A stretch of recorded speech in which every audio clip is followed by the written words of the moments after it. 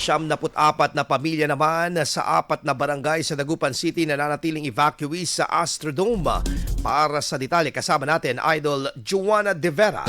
104.7 IFM. Report!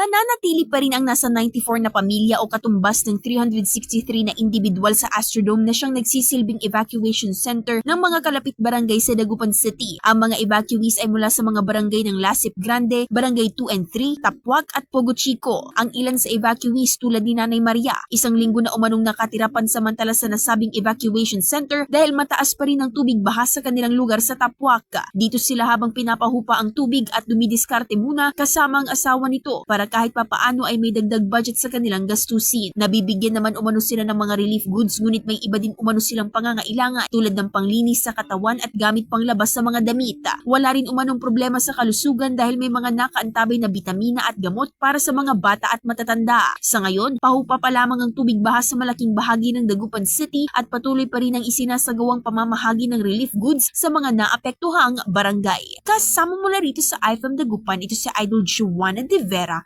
Tatak IFM. IFM News. IFM News. IFM News.